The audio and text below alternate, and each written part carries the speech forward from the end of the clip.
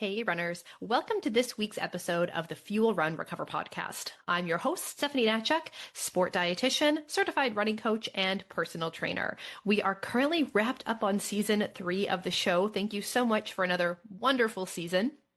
And not to worry, we will be back for season 4 in early 2026.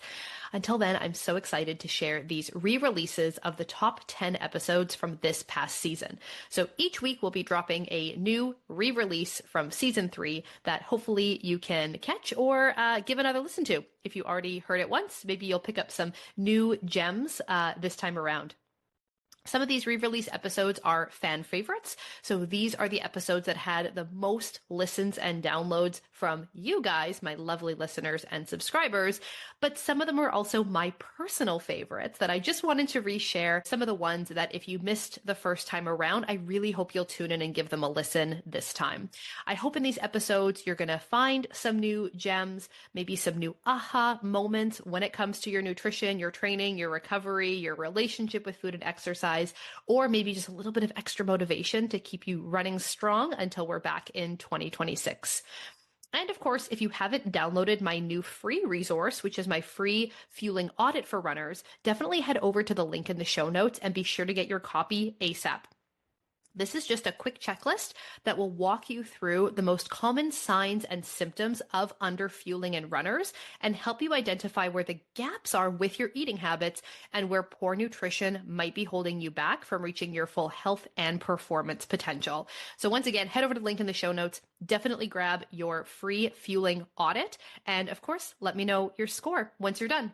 All right, let's dive into this week's replay. Enjoy. All right. Hello, and welcome to this week's episode of the Fuel Run Recover podcast, where we are taking a little bit of a diversion away from running content, talking about running, nutrition, and training for runners and things that are very running specific, which I apologize because that is the purpose of this podcast and the focus of this podcast. And I say time and time and again how important it is to make sure that as a runner, you're seeking out running specific information.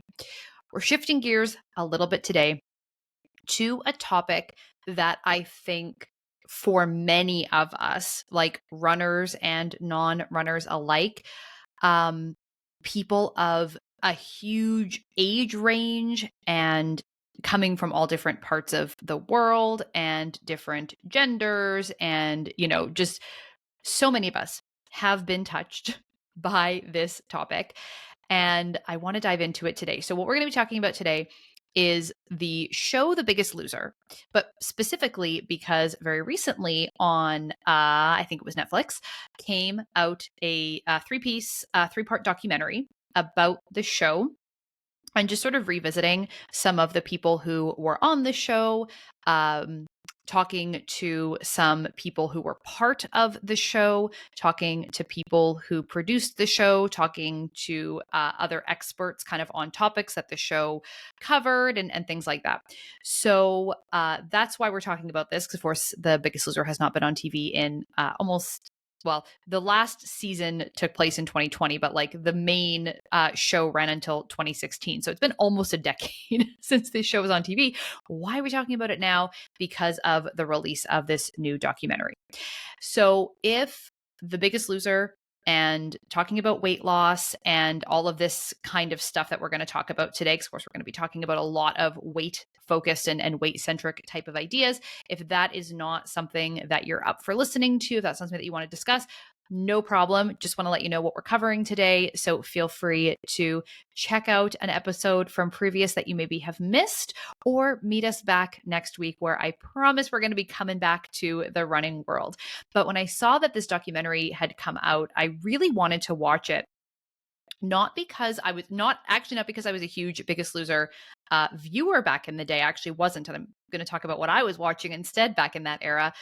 But because so many people, and I'm actually surprised after watching this and then having conversations with people around me in the last couple of weeks, I was actually surprised at how many lives this show touched in such a deep way.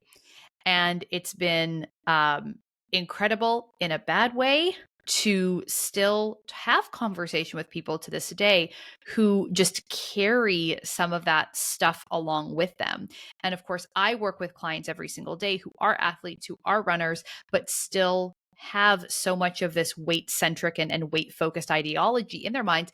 And I think a lot of that can come back to just the obsession that there was around The Biggest Loser, and, like not just the show, but the brand. I mean, we're talking about something like there was exercise equipment, there was food, there was books, there was like it just integrated into our society, into our culture in such a huge way that I think if you were alive in, the early kind of mid 2010s, I don't know that you'd be able to get away from it. Like maybe you didn't watch the show actively, but I think we all were aware, we all have an understanding of what The Biggest Loser was and what the messaging was. So again, that's what we're going to be talking about today. For people who maybe don't remember or aren't super familiar with the show, I'm going to just share kind of a little very, very quick background overview. So The Biggest Loser, the TV show, ran from 2004 to 2016. So that is a very long run. It was on like prime time network television. Like this was a big deal. They did have one last season in 2020. As the documentary kind of gets into after 2016, when some of the negative stuff about the show was coming out, there was allegations being made, there was newspaper articles coming out about like the harms and the destruction of the show. That's when they basically wrapped it up, and then it came back one final season in 2020. But after that, it's kind of been put to the wayside. And so it was a 30-week competition, so it was just over half a year, and basically the person who loses the most weight by the end wins, right? Don't quote me on this again, I actually did not religiously watch this show at the time. But it was as a percentage or a proportion of their starting weight. And so there were weekly challenges involving like physical challenges and challenges involving food temptation challenges that a lot of times involved food.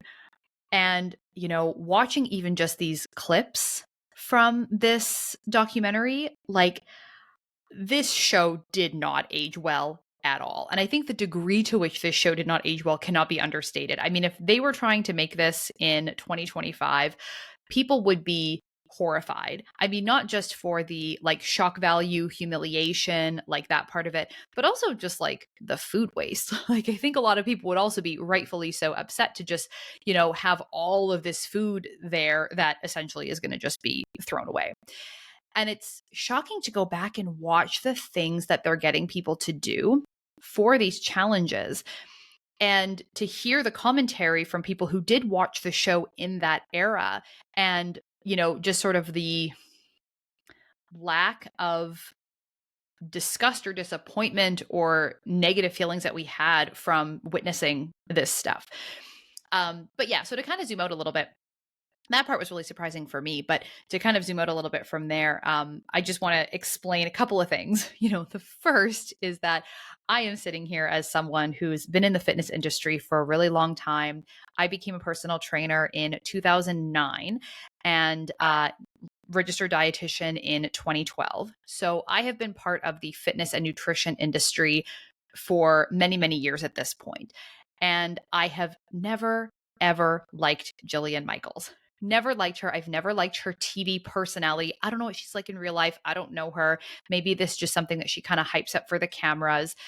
But I just want you guys to understand that like we are entering into this discussion with me, someone who already has a very negative view of her online persona, and how she represents fitness professionals, right? The character that she makes personal trainers and fitness professionals out to be.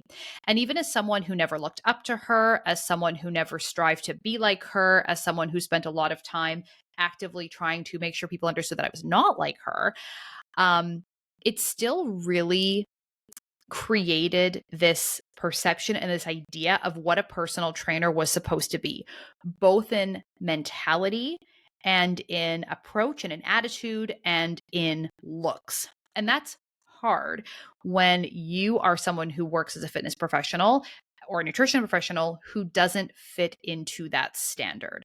Like not only are you struggling with that culture and that diet culture on your own, but you're also always feeling like you're not enough, not good enough, because you don't look like these people that are on the covers of the magazines and have that, stern face, whatever.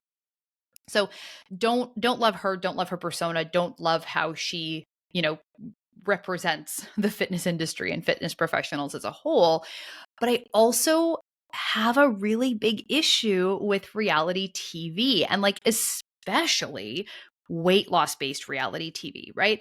Like as we go through this episode, I'll kind of explain, some of my issues with turning weight loss into a game. But it's more than that. It's the reality TV of trying to blend together this game and this competition, but trying to pretend that it's so real.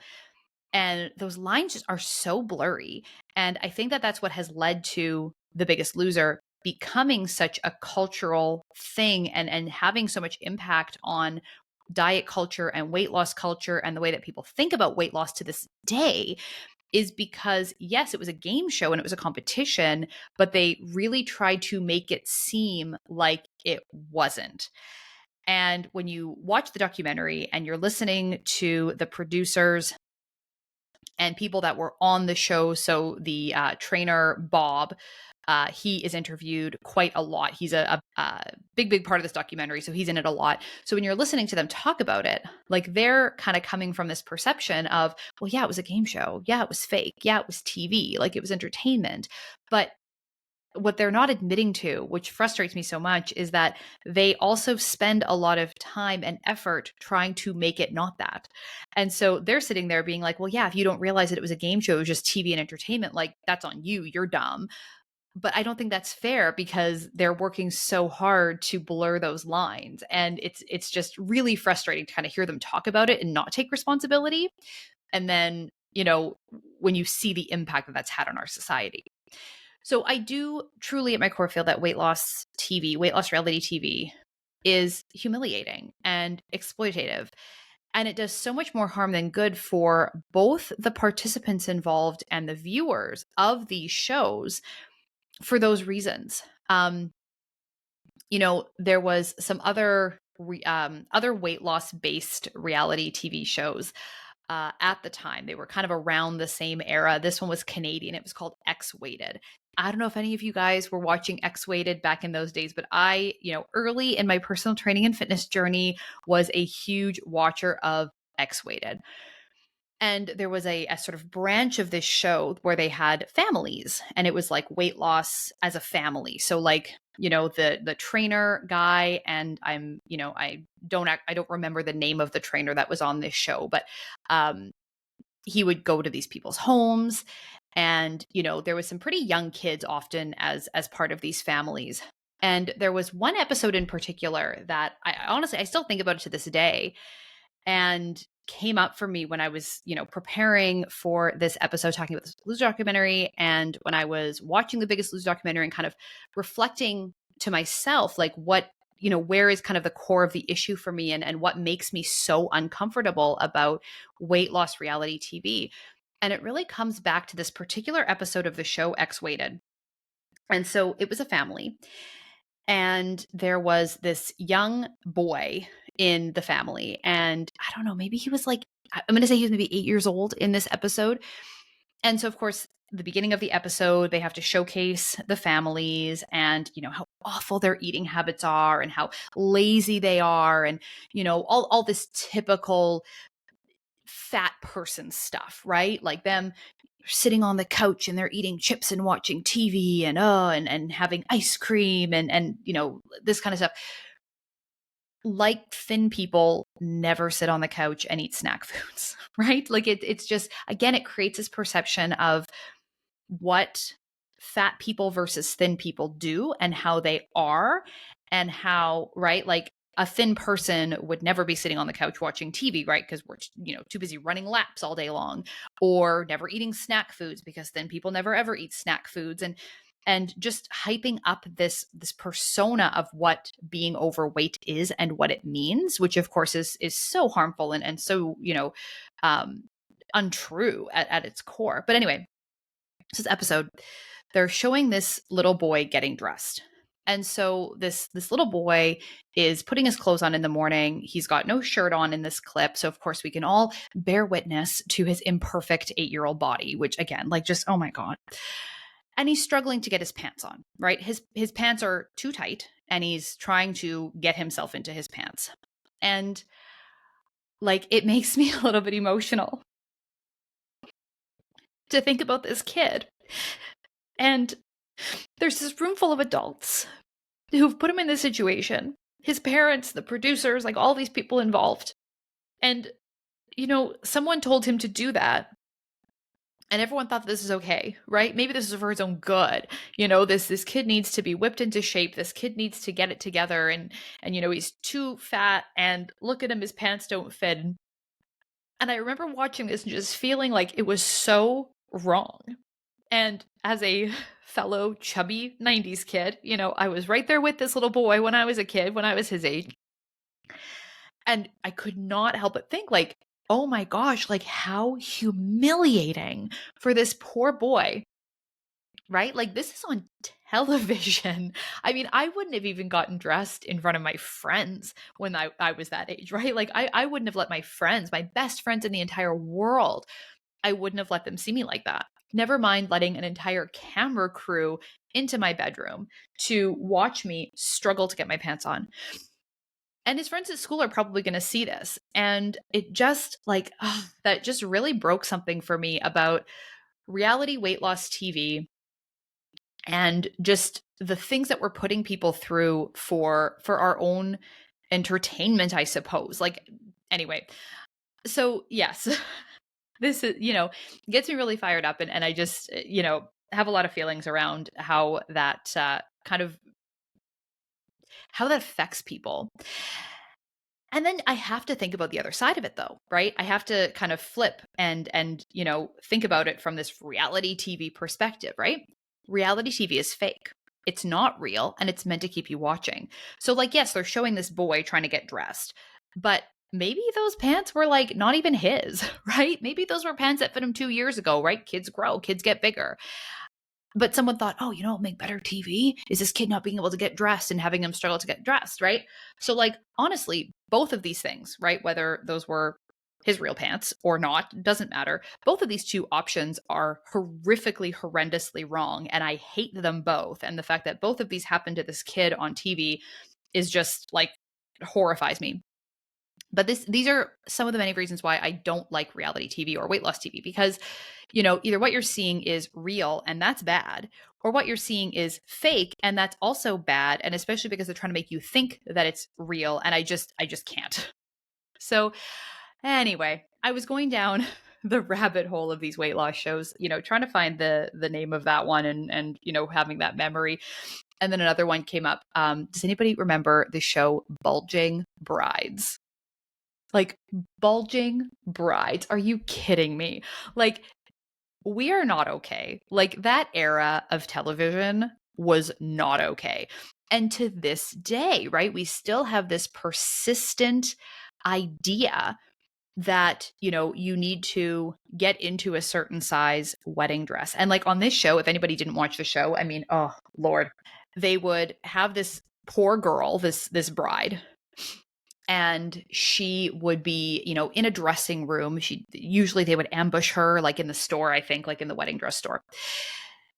She'd be trying on this dress and the dress would be too tight. Now, again, right? Was this even her real wedding dress? I have no idea. Like again, this is all fake.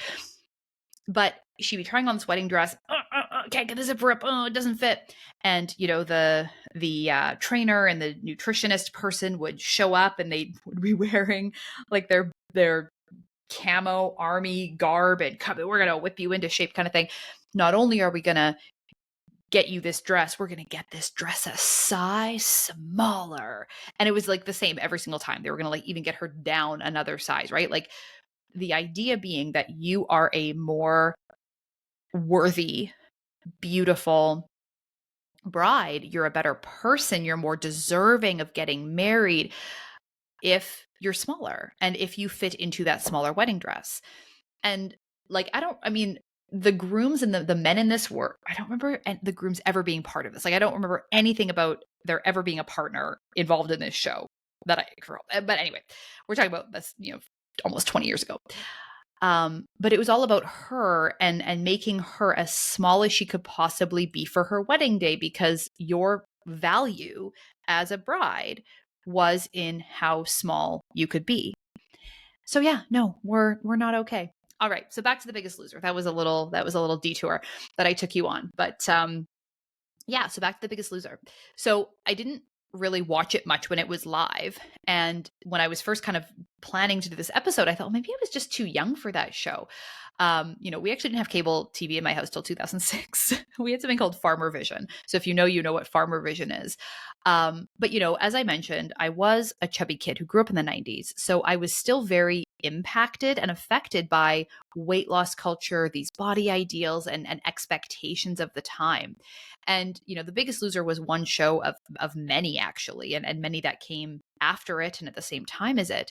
But I think because of its sort of prime time spot on network TV, I think it was on NBC, but because of its prime time spot, it was like, Wednesday night at 7 o'clock, like really hot spot on TV, it became this like truly cultural phenomenon. And it really impacted, I think, to this day, the way that we think about weight loss and diets and all of this stuff, like in a bad way.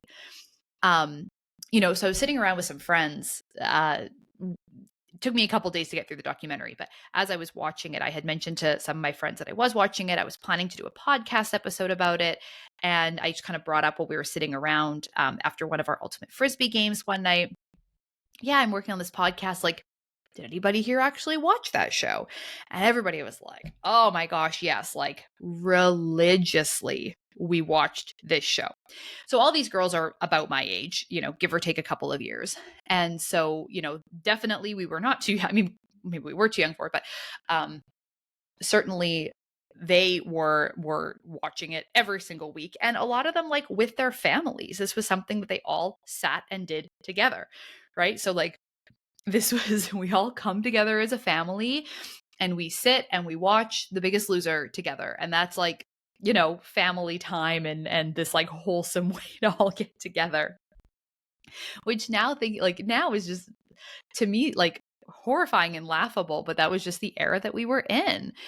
And so I was taking a lot of notes during our conversation because some of what they said was like really wild. Like some of what they were saying to me was really crazy, but also like after watching the documentary, kind of exactly what I expected to hear from people who were watching the show at the time.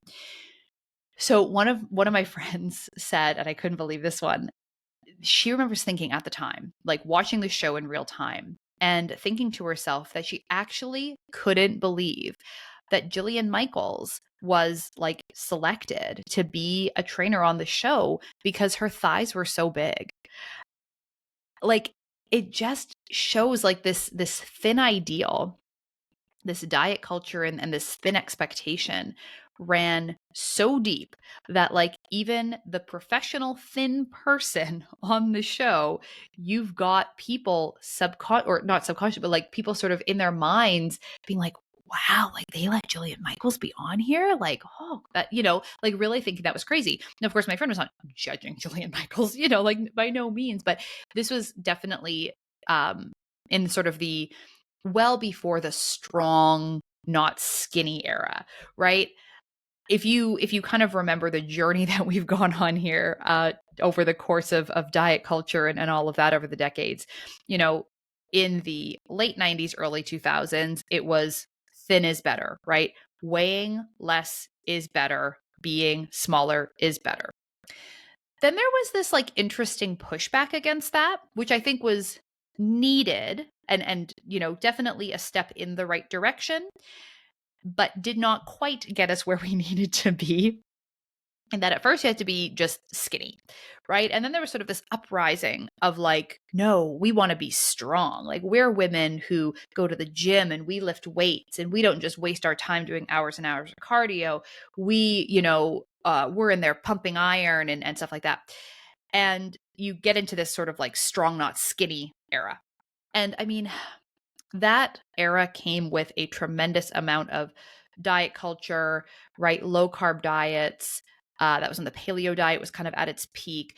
And it was very much still for an aesthetic, right? Like it wasn't about how strong you actually are. It was about how strong you looked. So you still needed to be like 5% body fat, right? Because we wanted to see your muscles, right? A flat stomach wasn't good enough anymore. Now we want to see abs on your stomach. Having small legs isn't good enough, right? Having thin legs isn't good enough. We want to see the definition of your muscles. And so, while I think that it probably was very helpful for some people to not do hours and hours of cardio and starve themselves just to get the number down on the scale, it still was very much diet culture. It was just changing the expectation of what the perfect body looks like. So I think that very much still there was a huge struggle there for a lot of people. And so one thing I really wanted to understand from people who were watching the show in real time, right? Because obviously TV is meant to be entertainment. Reality TV, even though it's supposed to be real, we know it's not and it's fake, it's meant to be entertaining and engaging and keep you watching and have like that shock value, right? And so one thing I wanted to understand from my friends was when you were watching some of these episodes and watching some of the things that they were making people do. In my mind, like more specifically the food temptation challenges, like when I saw that, like that really struck me as not okay. Having them in the gym yelling at them and doing all this exercise and these workout challenges, like I mean, obviously I don't like that either. And we now know how harmful and dangerous that is for people. But, specifically the idea that if we stick all of these fat people in a room and we fill the room with food, surely they're going to not be able to control themselves, right? Because the reason that you're overweight is because you have no self control, right? And this is a statement and a judgment on you as a person, right? And if we really think about that and we really kind of go deeper with that, this is a commentary on what we think and what we feel about people who are overweight as a society. And whether you yourself are in that group of people or not, this might be something that you've been told and led to believe, like if you do fall into that group, you might be someone who has been led to believe that this is true about yourself. You're watching the way they're treating people, the things they're putting people through. And in the back of your mind, it's like that makes sense. This is okay. And that was what everyone felt like. So this one temptation challenge they kind of point to in the documentary. They show this fairly brief clip, but what I gathered from it, they had this big room full of food. And it was like, obviously high calorie types of things, donuts, pizza, like whatever else. And they had to move it around the room, do something with it, but they couldn't use their hands. So presumably they have to pick up all of this food like with their teeth or like whatever other body parts. And I guess part of the challenge is that like you're going to be so tempted by all of this food that you're going to have it in your mouth, right? This piece of pizza that you're going to like not you're going to have no choice but to eat the pizza that you have in your mouth. I don't know. Like honestly, it's probably been sitting out for 6 hours. It's all stale and cold and gross and like even if it ew. Right? After how many takes? I don't know. But yeah, so what my friends were saying was, the answer is no. Like there was no pause, there was no question, there was no, wow, this is a really messed up thing to do to people. Wow, this is really wrong. Wow, this doesn't sit well with me. Like, wow, this isn't okay. Like nobody felt that hesitation or nagging sense of this not being all right. Because what everyone agreed upon and kind of understood, right? Like what was at that time, and I mean, for some people, this of course still persists to this day. And that's part of the cultural impact that this show has had. But everyone agreed that like being fat was the worst thing you could be, right? There was nothing that was worse than being fat.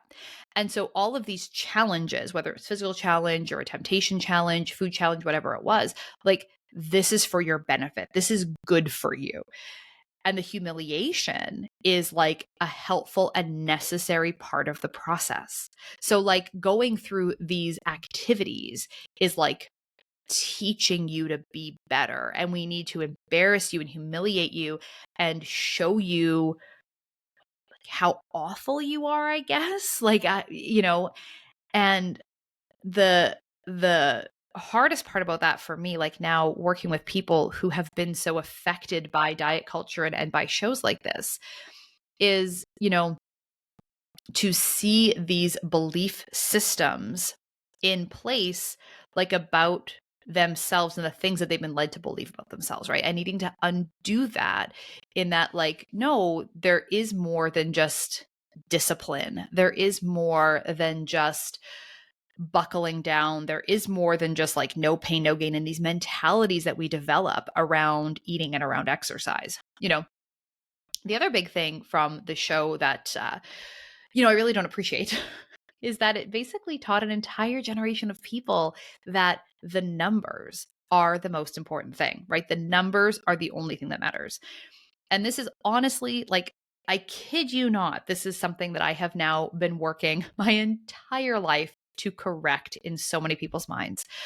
I have clients to this day who just, no matter what their other goals in life are, right? Their other performance goals, their running goals, like all these other things that they want for themselves, they still in the back of their minds have a number on the scale that they also want to be. And like, it's so hard when you've got all these other great goals, all these other great, wonderful, positive things you want to achieve in your life, but like low key, you also really want to lose weight. And you end up kind of like sabotaging yourself along the way, or doing things along the way that are ultimately trying to lead you to weight loss, but are going to hinder performance and back and forth. And, this is something that I'm trying so hard and have worked so hard my entire career to shift, is that the number on the scale is not the thing that we should be focusing on. Right. And I don't just mean this in a like ditch the scale, don't worry about weight, like not in a very kind of opposite stance of nothing about weight or health matters, but in that we have better markers of health and fitness and progress, right? Like body composition. And we can talk about like other things that give us more information, gives more information about your health status, about fitness level, about how you're making progress. The number on the scale is just so bottom of the barrel for the things that we can monitor and the things that we can set goals around and the things that we can focus on when it comes to our health and fitness. But like more than that, and kind of going deeper than that, like that stuff is still all sort of like, I don't want to say surface level because it isn't, right? Like health and fitness and things like that are deeply impactful in people's lives and important. But what really like broke my heart in this documentary, like watching these former contestants that they interviewed for this documentary, like what really was so heart-wrenching for me was hearing these former contestants talk about their pre-Biggest Loser selves and talking about the impact that they thought that losing weight would have on their lives. And again, going back to the way that we view overweight people in society and the way that we think about people and the sets of personalities or characteristics that we assign to people who are fat or thin, like this is where you see that come out so clearly, right? Like one of the women that was interviewed talks about how like she thought that when she went on the show, right, she needed to go on the show, absolutely had to go on this show, right, to lose this weight because losing weight was going to make her a better friend. Like what? Why? Like why would your weight dictate your ability to be a good friend? But again, like these are the beliefs that people begin to carry with them, right? Like I'm a bad person if I'm at a higher weight, right? Thin people are better, right? At their core, they're better. And so they're better friends, right? A better parent, right? A lot of people talk about like wanting to lose weight for their kids. And while I understand that we want to have and demonstrate good physical fitness or good eating habits for the sake of our children, right? Like I understand like you want to give your kids that role modeling so that your kids have those lifestyle habits, right? But like this is not a fat versus thin thing, right? This is a my I see my parent moving their body. I see my parent eating healthy foods. I see my parent participating in recreational activities. I do things with my parents as a family, right? All getting together.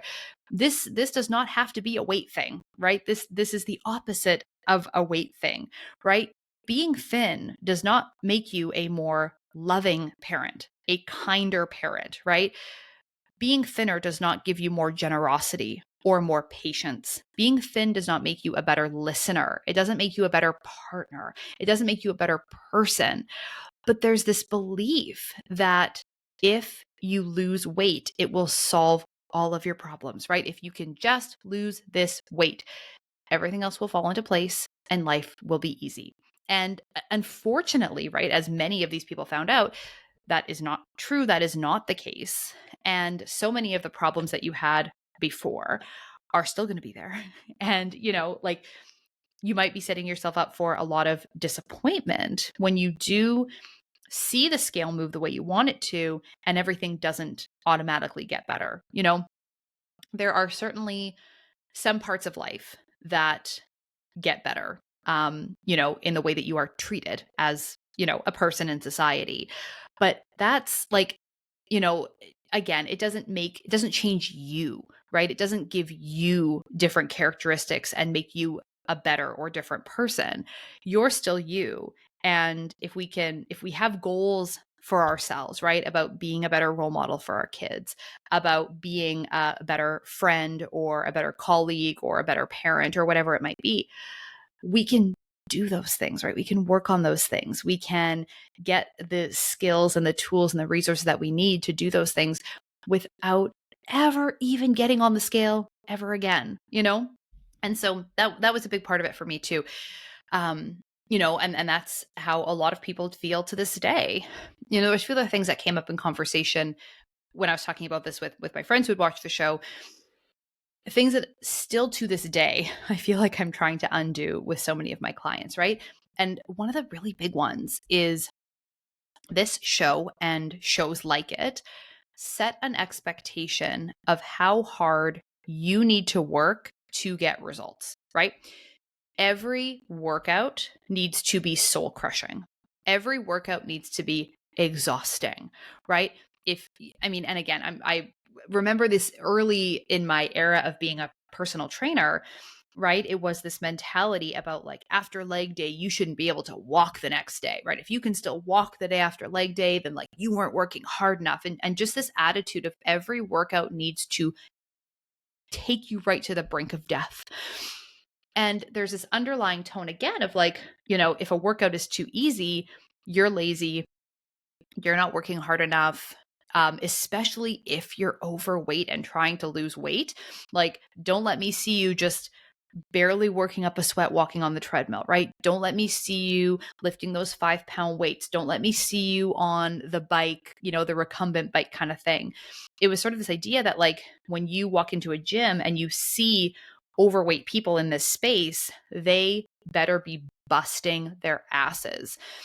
And, again, we internalize that. And it's both the expectation of the other people around you, but also the expectation of yourself that you need to be working twice as hard as everyone else. Your workouts need to be exhausting, soul crushing, can't take another breath, can't move a muscle, so sore for days after every single workout. And so this is something that's really hard to undo when we get into, spaces where people are injured, right? Because it's a very easy way to get hurt, especially as someone who is fairly new to exercise, right? If you're picking up going to the gym for the first time, you should not be working that hard, right? You should not be killing yourself every time you go to the gym because that's too much, right? It's too hard. You need to ease into things and you need to be gentle with your body and respect your body and slowly build fitness and build strength and let your muscles adapt and your joints adapt and your connective tissues adapt and just everything, right? And I see it time and time and again where people have this sort of very all or nothing mentality and attitude towards things. And so they're either all in and doing everything 150%, way too much, way too hard, way too much everything, or they're nothing, right? Because it's just this all in black and white. I'm either doing it 100% or and I'm good, right? I'm a good person if I'm giving this 110%, or I'm not and I've failed and I'm bad. And trying to find that middle ground and that balance is just something that I just, have to work on so hard with people. And, there's this underlying tone with the workouts, especially of like, you have to work this hard. You deserve this suffering and you deserve this pain. And if you don't want to have to do these things, right? If you don't want to have to work this hard, if you don't want to have to put in this kind of effort, then don't gain weight, right? It's this threat of you can avoid having to do that stuff, having to work that hard, having to lose this weight. Don't get fat. And when we shift gears and we look at running and building up our ability to run, especially things like half marathons, trail races, triathlons, like when we're trying to build up to be an endurance athlete, right? Someone who is out there putting in work for hours at a time. We cannot have every single workout we do be that hard because we need the easier days. We need the recovery days. We need the recovery time in between those hard workouts to actually get the adaptations and get better. But if we're entering into becoming an endurance athlete with the mindset of, if I don't want to die at the end of every workout, that I'm not doing it right and I am not working hard enough, right? That's an incredibly problematic mindset to carry into training as a runner because we need that balance and we need a lot of easy miles, right? How often do we talk about how people just don't do enough easy miles because in their mind, every workout has to be a sufferfest. And that is just, again, really detrimental, really problematic. And especially for people who are newer to the sport and need to build up this physical strength in their bodies for the first time to be able to even have the ability to do this volume and this amount of exercise they're trying to do, they're just going to be stuck injury after injury after injury of just too much too soon. And the other thing that this show unfortunately has done, again, back to Jillian Michaels, is made people deeply afraid of personal trainers. To the point where like there's a lot of people who would never ever want to work with a trainer because they think that that's going to be who they get, right? And both a fear of that or an expectation of that, right? Like a trainer is going to be a drill sergeant who is going to kick your ass. And I remember like when I first became a personal trainer early in my career, I remember people thinking that like I was going to scream at them like Jillian Michaels. They'd like come into work with me and be like, nervous and afraid, like, oh, what's she gonna make me do? Like they're all stressed out coming into their personal training sessions. And there was this expectation, and yes, perhaps a negative expectation, but still an expectation that I was going to push them so hard, push them to their limit, right? And we're talking about people who are new to exercise, have not exercised in maybe many years or ever. Like these are brand new beginners a lot of the time, right? I was not working with elite athletes. I was not working with experienced professionals, right? People who like, yeah, obviously the more fit you are and the more experienced you are, like the more you can be pushed. Obviously, I never ever would scream at anybody. I think that that's just an absolutely insane way to behave. But there's sort of this persona that they're thinking they're going to get when they get a personal trainer. And so, I hate to disappoint, but I think that sometimes people would feel like, oh, that's it? Like, oh, that was the workout? And yes, it was meant to be at the level they were at. It was meant to be a workout that wasn't killing them, wasn't absolutely crushing them, meant they could come back tomorrow and do more, meant that they could get in a workout within a day or two and not be so sore that they, never want to exercise ever again. But also probably turn some people away and send some people away from me because they thought that, oh, well, she doesn't know what she's doing, right? I want to feel like I'm dying at the end of this workout because that's how hard I need to work in order to get results. And I deserve to work that hard because I need to lose this weight. And I'm going to lose weight faster if I work this hard, right? Like all of these things from this show, from this weight loss competition that come back and are impacting how people move through their daily lives. And I would say, like, yeah, haha, hey, like, I'm not Jillian Michaels, right? And I don't know if some people stuck with me for a long time because they felt refreshed by that and they liked that, or if other people didn't stick with me because they thought that maybe they weren't going to get the best results with me, And this is such a huge part of how this show and its popularity unfortunately integrated its way into our culture and the expectation it created around weight loss, right? How fast we can lose weight and how extreme we should be losing weight. And of course, how sustainable that weight loss is. But, you sort of create this, well, I want to lose weight and I want to lose it fast because like who doesn't want to reach a goal quickly, right? Nobody sets a goal and is like, "Oh yeah, I'm okay reaching this goal like 10 years down the road." No, we have a goal. We want to get there as quickly as possible. For better or for worse. But when it comes to weight loss, right, this show set the expectation that you can and you should lose half your body weight in half a year, right? 20 pounds in a month, 30 pounds in 2 months. Like and the harder you work, the more extreme things you do, the more you will be rewarded with seeing the scale change. And that to this day has just done so much damage for so many people because they don't know how to operate in an environment that is more moderate and balanced and slower and safer and healthier and sustainable. All of those things that we're looking for when it comes to weight loss. It's the hard, fast, extreme, right? Tons of exercise. I'm going to train for a marathon. I don't run, but I'm going to sign up for a marathon because if I'm running that much, I have to lose weight, right? I'm going to burn all these calories. For example, the Biggest Loser participants were required to burn about 6,000 calories a day from exercise. So they were exercising 6 to 8 hours a day, paired with a low calorie diet. The doctor on the show was interviewed a lot, and he wanted people to be 1,200 for women and 1,500 for men, something like that, which again, like is so low for people who are exercising that much. That's not even going to be basal metabolic rate for the vast, vast, vast majority of the participants on this show. I would dare say probably not a single participant on the show, plus burning 6,000 calories a day from exercise, right? Like that is a huge, massive, unsustainable, unhealthy, bad news bears calorie deficit, right? But on top of that, who could ever hope to maintain that when they go back to their real life, right? But it's this idea that like once you lose the weight, you're done, right? You just have to work really hard, focus on it, lose the weight, then you can move on. And that's not real either. That's not true either, right? You go back to the real world after the show, you've got a job, you've got kids, you've got responsibilities. Who can maintain exercising 6 to 8 hours a day, right? I mean, certainly not me, right? Not anybody that I've ever worked with.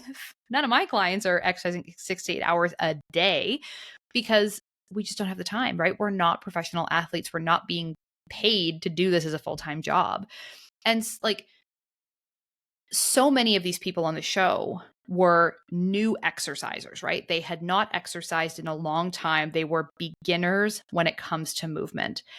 And they needed a slower approach to avoid injuries. But you see a lot of these injuries start to pop up, especially as the seasons of the show progress and the contestants are coming in at higher weights. So the first like couple of seasons, some of these participants were not coming in extremely overweight. They're coming in like, they can handle a little bit more in terms of impact and exercise and stuff like that. But when you're looking at someone who, the impact forces of those extra few 100 pounds, like that's going to do damage. You have to go into that slowly. But the reality is that this type of weight loss show would be incredibly boring. Right? Imagine me sitting there having my own reality weight loss show, and I like have this client come in and I'm like, okay, so what I want you to do is I want you to go for a 20-minute walk every day and keep it easy, keep it slow. And I want you to do 20 minutes of strength training. And, if you feel any soreness or any fatigue, take a day off and then get back to it the next day. On a scale of 1 to 10, make sure that you're not like going past a 7 and just like take it easy. We're going to slowly build up. And like in a month, we're going to go to 30 minutes. And can you imagine? Like snore, right? Nobody's watching this show. This is the worst show I've ever seen. And when you're eating, make more of your plate space, protein and fiber, make one small change every day. We're going to check in and see how that goes. And in a week, like this real stuff, like the actual things that we need to do to see sustainable results is boring AF. It's like, it's not sexy. It's not exciting. And so weight loss is entertainment. To me, it doesn't work because it's not sexy and it isn't exciting, right? It shouldn't be filled with drama. There doesn't need but when you turn it into a game show and you kind of have it unfolding in this way that there has to be something to keep you coming back every single week, not just watching people eat an extra serving of broccoli and not just having people switch out, a chocolate bar for a snack for something with protein and fiber. Like again, that stuff is not entertaining. That is not exciting.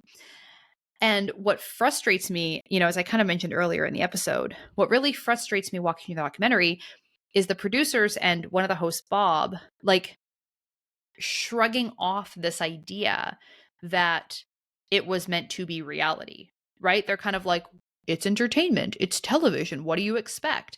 But like, they call it reality TV. But it's not reality TV at all, right? Like we're not following these people around in their real lives. This is a game show. And I think that if they called it a game show, everybody would have understood that it wasn't real. Maybe, I don't know, and maybe take it less seriously. But because they want that relatability and they want it to showcase these real people, real circumstances, real whatever, getting to people on an emotional level and getting us to connect and relate to these participants, see ourselves and our struggles or whatever reflected in these participants, they intentionally are blurring and graying those lines, which I think is something that a lot of reality show TV does, which is why I'm just not a huge fan. And what I always what I want people to think about and ask themselves, as we reflect on these shows and these types of shows and, just comedy in general and the people sometimes that comedy is centered around and, pointed at, right? If you swap out these people for thin people, would it still be funny? And I can say that watching a lot of these clips and watching these challenges and watching these things that these people are going through, if you swap that out for a room of Bobs and Jillians, it would not, right?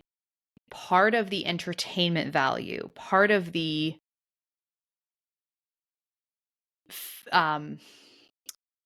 draw of the show was watching these people be humiliated, and part of the humiliation and part of the entertainment was their size, right? And whether or not that was like front of mind and intentional by the producers, I don't know. They didn't talk about this. They didn't really get into it. I don't know.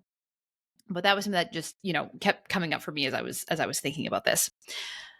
So after, they're kind of wrapping up the documentary, and they do briefly touch on some research that was done on some of these participants, looking at what happens to the body and about weight regain.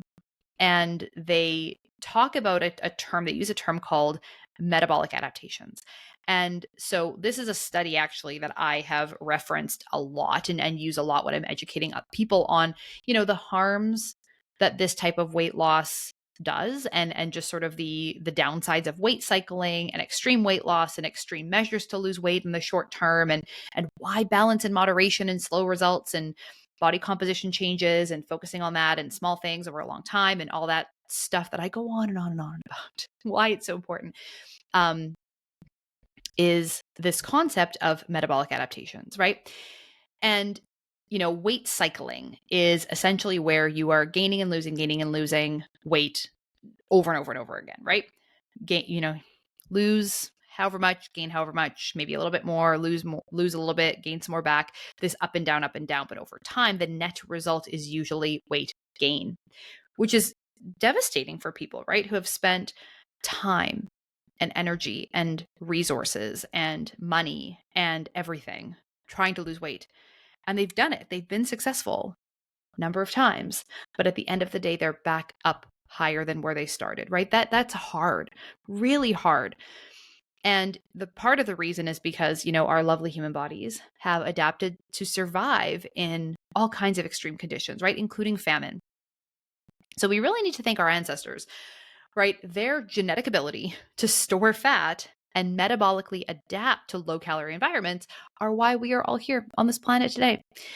But in today's world, right, where we do have an abundance of calories and we have, limited need to expend energy to get things like food, our brain does not know the difference between a true famine and a self-imposed famine, i.e., a low calorie diet, very low calorie diet, and a lot of extreme exercise, right? We're creating this environment for our bodies that previously would have triggered adaptations for survival, right? If you're out there doing all this exercise, right? You're doing all of this work and not eating very much, right? Your system is hardwired to believe that there must be a lack of food around because we're working very hard but not getting food. So we must be working very hard to try and find food because what else are we going to do, right? What other option do we have? So we better shut down, right? We better reduce our energy expenditure. We better start conserving. And we better start making sure that this body is going to last until the end of this famine. And so when you do that time and time and time again, but then outside of that, you have a calorie excess and an abundance of calories in food, right? You are going to have an easier time storing that as body fat. So this damage that's done over, years and lots of weight cycling, right? It's something that we really need to be aware of and really shifting our mindset and our belief systems and our structures around weight and weight loss is so important for just breaking out of this and getting onto a more sustainable, healthier path. What was really surprising, though, in the study that was done after this Biggest Loser, after however many seasons of The Biggest Loser, was that the metabolic adaptations, they were able to, of course, measure these metabolic adaptations, were greater than the decrease in calories simply needed to sustain the lower body weight that the participants were at. So our energy, and this goes back to this idea of these metabolic adaptations, right? Our energy needs day to day are based on our height, our weight, our age, and our activity level, and our gender. So a bunch of factors that all impact how many calories we burn on a day-to-day basis. And as our weight drops, our calorie needs go down. And this is often why people find weight loss harder and harder and harder as they do lose weight. The first 10 pounds is far easier to lose than the last 5 pounds, right? Yes, we can make up some of that gap with exercise, but when we lose a lot of weight, we need to keep up a lot of exercise, right? To maintain that same amount of energy expenditure to energy intake.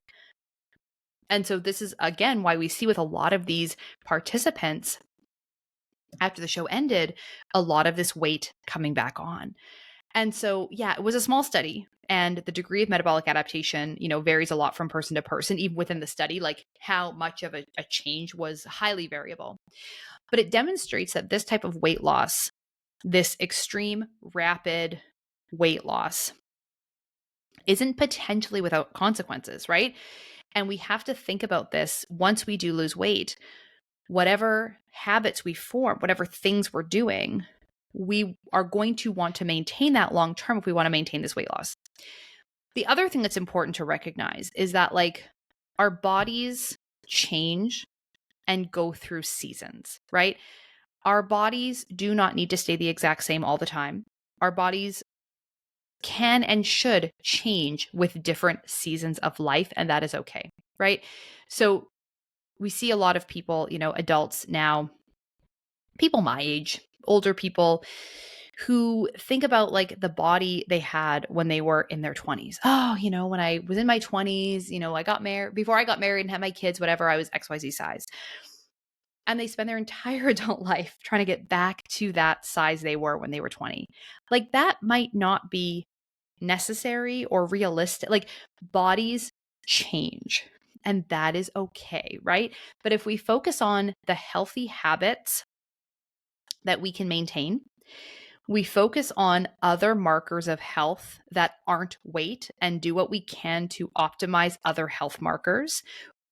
It's okay if our weight and our body size are not exactly what they were 20 to 30 years ago, right? And something I want people to think about too when embarking on any weight loss attempt in general, right? Whether this is diet changes or exercise, realistically, you're making a new habit. And so can you do this new habit forever? And if the answer is no, then, I'm talking about like fad diets, right? Like extreme stuff. If that isn't going to be realistic for you long term to actually sustain that long term, then, it's not really worth starting at all, to be honest. All right. So next I want to talk about the drug allegations that came from the documentary. And this is a big reason why I think the show ultimately ended was there was some negative press that came out talking about supplements, drugs, things being given to participants. And on the show, during one of the episodes, there's a little blurb, and I don't know how big of a deal this was like on the show on that episode at the time, where Jillian is asked about providing caffeine pills to people on her team and during that season. And she defends her use of giving people caffeine pills because she says that a caffeine pill is better than unlimited amounts of coffee. Now, whether or not, like, she says she gave him the pill, so like she admitted to it. So okay, we'll just go with the fact that yes, if in fact she was giving people caffeine pills, letting them use caffeine pills. But like, coffee actually has a lot of antioxidants in it and is perfectly fine in moderation, just like anything else. So I mean, if you usually wake up and have 2 cups of coffee in the morning or a cup of coffee in the morning, or you like a cup of coffee before you go for a workout or like what have you, nothing wrong with that. Don't let anybody tell you not to do it. If genetically you're more caffeine sensitive or a slow caffeine metabolizer, like you should limit it more. And there's definitely some performance drawbacks. If you're an endurance athlete, you may not want to use caffeine before a workout or before a competition, but all that aside, right? There is nothing inherently wrong with coffee. And if you like coffee, do not feel bad, do not feel guilty for drinking it and enjoying your coffee, right? Now, taking a caffeine pill or having 2 cups of coffee, those are the absolute same bloody thing. Like, I don't care where you get your caffeine. Caffeine is caffeine is caffeine. The same as sugar is sugar as sugar, right? So Jillian on this episode saying, well, a caffeine pill is better than unlimited amounts of coffee. Like, well, yeah, of course. I mean, if we're talking about 8 cups of coffee versus 1 caffeine pill, like, yes, that's too much caffeine. So the caffeine pill is better because it's not going to give you a heart attack. But this is the same line of thinking, right? That like, these sort of just unfounded opinions or beliefs about nutrition and health and whatever, right? Thinking that like, I don't know, using maple syrup or agave nectar is inherently better than using white sugar in a product or in a recipe, right? Something is healthier or better or even sugar-free, I've seen things say, but they in fact do have maple syrup or agave nectar or something like that. And they're not sugar-free, right? But it's this kind of idea that's just like, if I get enjoyment out of something, like drinking a cup of coffee, it must be bad for me. And so I need to not do anything that I enjoy because enjoyment in life and in things and eating and drinking is why I am at this weight in the first place. So I need to now suffer and give up all of my favorite things and stuff like that in order to pay my penance for the weight that I am, right? And again, just this really problematic, really negative view of overweight people and their characteristics and what they need to do to change. So, caffeine, that was kind of a given. There was definitely some caffeine use in some people on the show. Again, I mean, drink a cup of coffee, have a caffeine pill, like whatever, right? To me, it's all the same. But I mean, at the end of the day, too, like there are a lot of weight loss supplements and or products out there that can definitely help to boost results around the weigh-ins on this show that would in fact be legal, right? Like we're not talking about people using illegal substances like illegal drugs or even necessarily prescription drugs. I mean, again, I don't know. There are certainly tons of things. If you go to the drugstore, there's lots of things that can be used to, in a short term, boost weight loss, right? In the 24 to 48 hours before a weigh in, things that can boost weight loss and help move the needle. Again, because this is a competition, right? This is not just who can be healthier, who can lose weight and become a healthier person at the end of it.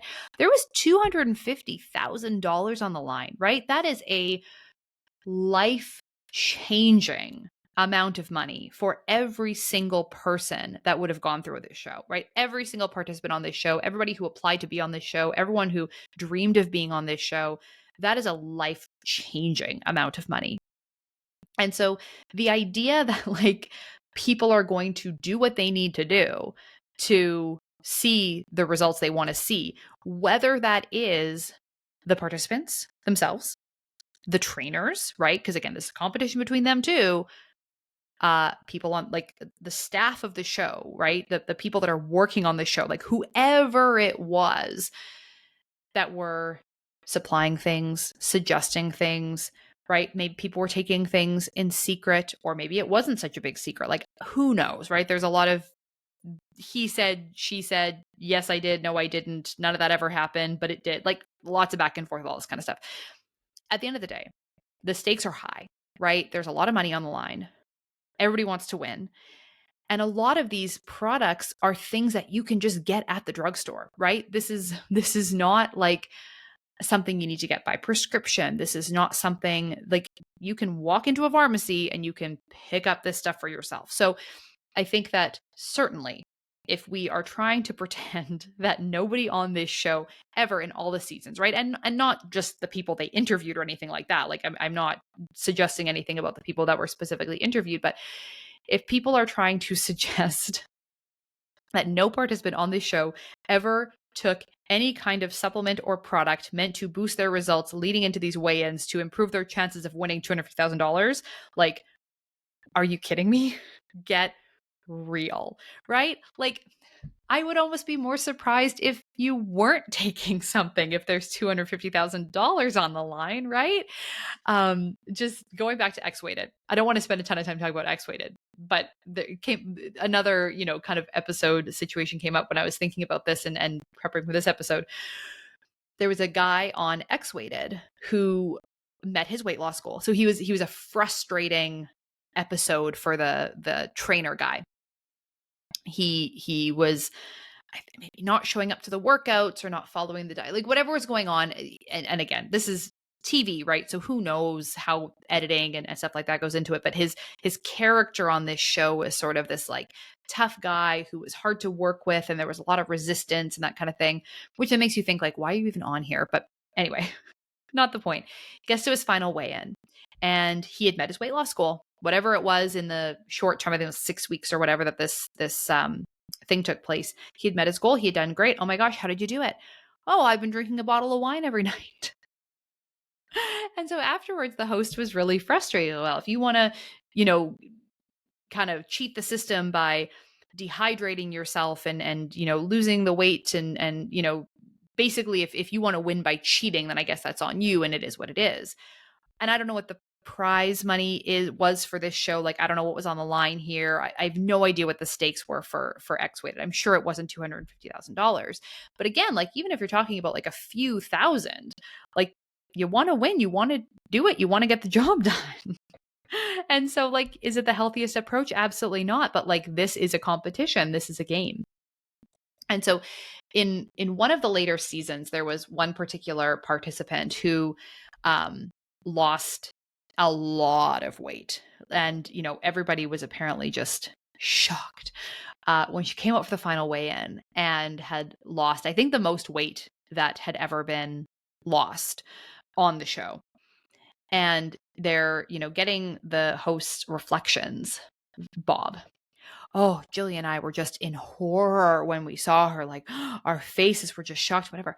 And I'm like, dude, were you not there the entire time? Like, you saw this girl's progress every single week. And then all of a sudden at this last weigh-in, you just like can't believe what she looks like.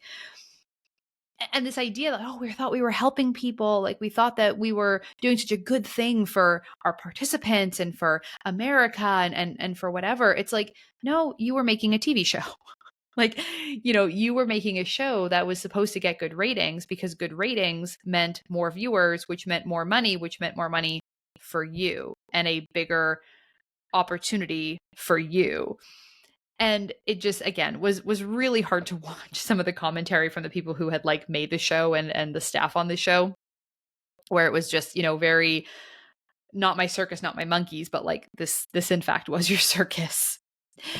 And, you know, in my line of work, I've encountered endless, well-meaning, but I will say ultimately misguided professionals in the weight loss space, whether it's trainers, doctors, nutritionists, people who are just enthusiastic about fitness and health, you know, and many of them who do believe this really comes down to just simple discipline, right? Like pure and simple, plain and simple discipline, right? You need the knowledge and you need to just get gritty and eat less and move more. And like, yes, at the end of the day, the concept of energy balance is simple. We cannot break the law of thermodynamics. But unless you are willing to go deeper with people, right? Unless you are the professional, whatever line of work specifically you happen to be in, until you're willing to go deeper with people into what goes into their decision-making processes around eating behaviors, or what their challenges or barriers are to consistent, sustainable activity, right? You're never going to help people make lasting change, right? If it's always, well, if you're not doing it because you just don't want it bad enough, it totally disregards the complexity of our lifestyles and what we ultimately call the social determinants of health, right? There are a number of factors that impact someone's health. That is not just a matter of what they put on their plate and how much they move their bodies, right? There's so much more that goes into it. And if we're ignoring that to just say you just need to have enough discipline and enough grit and enough want, like you're just missing the bigger picture. And so many participants after this that were interviewed said, you know, they really wanted support. After the show ended, they said they'd have benefited so much from ongoing support and more help and follow up and things. And everyone, you know, all the people that were part of the show were kind of just like, yeah, but you're not on here anymore, right? Like you're not our problem anymore. So just wash their hands of it. And something as simple as these systems, right? That's what everyone needs. Everyone needs systems and supports and resources for when the going gets tough. Because, like, when you're trying to make change and make sometimes very dramatic lifestyle changes, this is not something that you just up and do with no bumps in the road, right? No hurdles, no setbacks, no nothing, right? Like, yes, you need knowledge and you need to know what to do, but you also need help doing it, implementing it, and being consistent and continuous with it, right? That's what is missing and what has continued to be missing in so many conversations, right? We sit here and we go round and around and around in circles talking about the best diet for weight loss, right? How many fights have we been online about the best diet for weight loss? How many fights do we get into about the best way to exercise for weight loss? What's more important? Like, should you wear a weighted vest or not? Or like all this stuff about what is the best thing to do to lose weight. the best thing to do to lose weight is to have supports and systems that help you be consistent with whatever change you make and gives you the knowledge and the resources that you need to be consistent long term, essentially the rest of your life, right? When we see weight loss or even a healthy lifestyle, right, as ultimately a short term thing, right? Just do this diet, get where you want to go, and then be on your merry way, or come do this workout program, lose the weight, do the challenge, and then be on your merry way. Or like this idea that if you just lose the weight, then you just need to maintain it. No, the maintenance part is the hard part, right? That's where there's going to be ups and downs. There's going to be times in life when you have other demands on your time and on your energy, and it makes it more challenging to get those workouts in. There's going to be times where you're busier, or you've got kids, or there's transition in life and shifts in life that make it difficult to continue with those things. Like, you need help with the ups and the downs, right? You don't need as much help on the ups. It's the downs where we need the help, in order to really create a sustainable, healthy lifestyle as a whole. And, my personal experience working with people who have been, sort of touched by The Biggest Loser, we see that there is a really hard time. People have a really hard time with this concept of moderation and balance, slow, steady results, not focusing on the scale, incorporating more of those easy workouts, and not sort of relentlessly pursuing thinness and smallness above everything else. So to wrap up, right? That was a lot. This has been a long episode. Thank you for sticking with me. If you're still here, this maybe could have been a two-parter, but anyway, here we are. We're getting to the end. So do I think that there is a place for inspirational or motivational stories with weight loss in the media? So yes, I do. I do think that there's a time and a place that we can share weight loss stories, weight loss journeys to help inspire and motivate people. But I think that this needs to come with a level of integrity and transparency that all of these weight loss shows are missing, right? There is a huge chunk of false expectations. There's a huge amount of unrealistic, unsustainable, unkind things that these shows do to people. And showcasing that, I think, does and has done far, far, far more harm than good. We know that people are motivated by seeing other people that they relate to doing the things that they would like to do, right? So if we briefly bring the conversation back to running, I'm just going to bring you back here to talking about running. People like running a marathon, right? We talk about the challenges that go along with having a lack of inclusivity in the sport of running, right?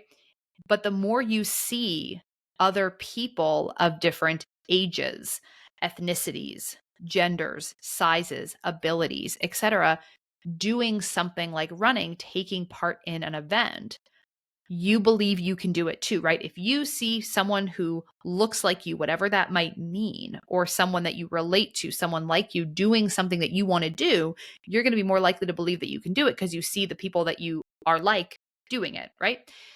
Rather than seeing all of these people who you don't relate to at all for whatever reason doing something, it's harder to believe that you fit in there. It's harder to believe that you can do it too.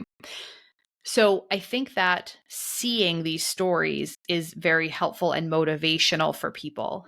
But when the motivation or the inspiration itself involves the level of pain, suffering, humiliation, untruthfulness, right, that create unrealistic expectations, eating disorders, physical injuries, long-lasting physical and psychological damage and injuries, like, we're just doing it wrong. Like, this is not the way. And despite the people who worked on the show kind of saying like, oh, we thought we were helping, we thought we were doing the right thing, I don't know, like, maybe at that time in that culture in that era, that was seen as the right thing. But I think we know better now. I think we know that that doesn't work and that's not the way. And we need just, again, better supports, better systems, and better resources in place for people who want to make change and want the help. So where do we go from here? Whether you watch the show or not, or any of the other weight loss shows, and let me know if, leave a comment, send me an email. If you were equally as triggered by bulging brides or X-weighted or I think there was a whole show called Extreme Weight Loss, which, probably is as good as the title is. All of this stuff, right? If you were affected by that, if you have memories of that, let me know. I'd love to have, a more of a conversation around this. But if you still to this day know that you struggle with all of this stuff, right? I mean, start there rather than it being a matter of, okay, what's the next thing that I need to do or should do in order to lose weight? Start thinking about and addressing your relationship with food and exercise, right? Addressing things like this all or nothing kind of in out mindset that is probably holding you back from actually getting where you want to go. Throw your scale in the garbage. There's a time and a place for assessing hydration, using the scale, that sort of thing. But we really need to shift our focus. We really need to get away from the scale as being an indicator of anything other than how much sweat you lost on that long run. So really moving away from that and instead thinking about other ways of making progress, other ways of measuring fitness. And of course, if you're looking for help with this, I would love to help you. So if you want help to start sorting through this, to start fixing this, to start addressing all of these struggles and all of these challenges that are ultimately stopping you from becoming the best version of yourself that you want to be, and you're looking for a coach who is not going to do it Jillian style, instead is going to support you, encourage you, meet you where you're at, then I would love to help you. I have both one-on-one coaching options. I also have an online one-of-a-kind program for runners called the Fuel Train Recover Club. You can find out more about both of those at the link in the show notes. All right. That is it for today's episode. That was a long one. I don't even know how many pages of notes I had here. I think I had like 5 or 6 pages of notes for this one. Oh, we went on a whole journey. Well, if you're still here, you're sticking it out to the end, I want to thank you so much for tuning in this week. That was a big episode.